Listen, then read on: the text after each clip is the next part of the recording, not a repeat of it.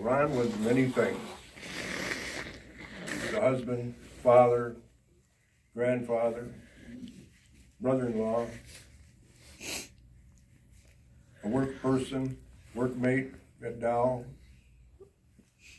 He was a neighbor, a good neighbor. A neighbor where you would wave when he went by.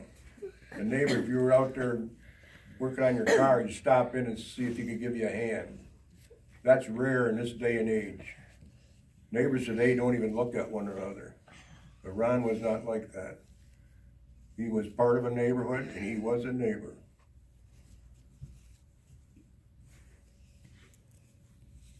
One of my first memories of Ron, he was still able to get around before he broke his back. He was going to plow up his field a little bit, and he wanted. I thought, well, I'll go over there and give him a hand. He had this John Deere with a trailer plow on it. I had a Ford with a hydraulic lift on the back, 3-point hitch, and we started plowing. And we were going around and around this 8-10 acre field. It wasn't a very big field. And just by chance, I was ahead of him. And I looked back, and something was buzzing around my ears. Well, I managed to plow up a ground bee's nest. And I looked back, and there was a stretch there of white, where I peeled the top right off of a bee's nest. Oh my. And it was probably 5-6 foot. So I pulled that lever on that plow and lifted it up, and I'm out of there.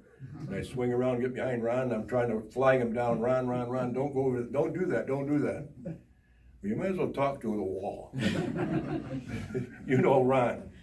Well, he drove right through there, and when he got done, there was a 15 feet of white stuff where he plowed the top right off that nest, and they were around him, and finally he says, "That's enough, I'm going to the house."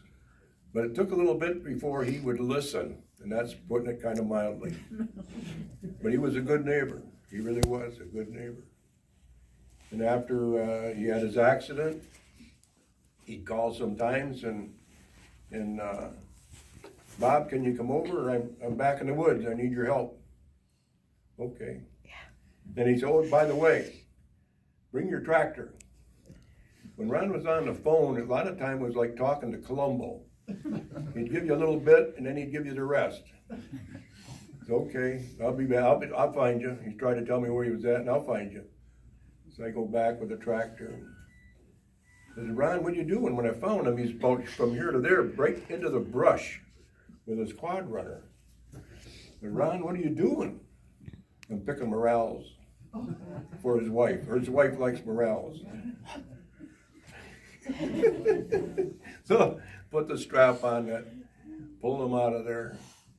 Another time he calls, he says, Bob, can you give me a hand? Sure. He said, come on over, all right. Oh yeah, by the way, bring your tractor. All right. Well, he was mowing around that pond, and it had to be just right. He can get one more time around that pond, he can get just a little bit closer to the water. Well, he got a little bit too close. And there he sits on that muddy bank, wet clay, and the mower's like this, and he's on it, and he's grinning, smoking a cigarette. I said, okay, Ron. I put a strap on it, and I told him, I says, if this thing tips over, I'm going to keep right on pulling, so you better hang on.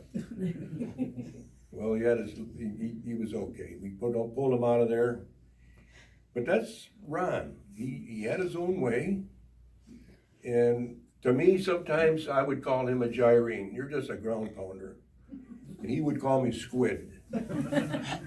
A squid is something that lives in the ocean and looks ugly. To me, it's a Navy person. To him, I'm just a squid. But he was a good neighbor. A neighbor, if you want to be a neighbor and you don't know quite how to do it, there's an example right there. There is a fine example. Don't be afraid to wave at your neighbors. Don't be afraid to start talking to a neighbor. You see somebody that needs a hand, be a neighbor. It doesn't matter if he lives next door or 3 miles from where you live. or if you're halfway to town. That's the way he lived. Always able, more than able, to stop and help. Never had to be asked. A lot of times it seems like I'm always the one that's helping him. Well, that's not true. He was always there anytime I needed him.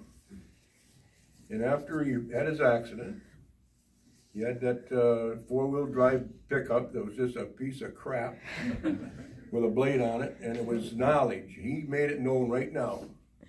Every driveway in that neighborhood, that was his job in the wintertime. If you went out there, you're gonna get chewed on, because that's his job. He let you know. He was serious. I'll do the driveways. And that's Ron Dennis right there. I'll do my share. Thank you very much.